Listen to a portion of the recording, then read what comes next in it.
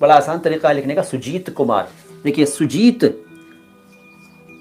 ये सु हो गया, ये ज हो गया, ये ई हो गया और ये ते हो गया।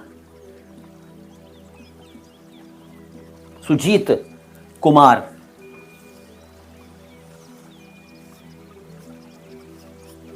सुजीत कुमार।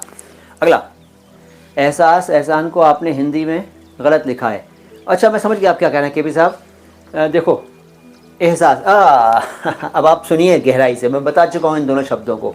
असल में एहसान भी नहीं है, जो मैंने लिखा था ना, मैंने अ से लिखा था, ऐसे लिखा था, आप कह रहे हैं इससे लिखो, नहीं, अगर ये गलत है तो ये भी गलत है। असल शब्द तो ई है, इहसान, इहसास, और ऐसे भी नहीं है, वो है इहसास, इहसान।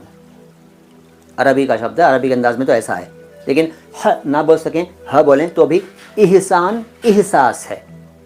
तो एहसान भी चलता है, एहसास भी चलता है, और अहसास अहसान भी चलता है। भाई साहब गलत नहीं है, हुजूर आला हुजूर वाला।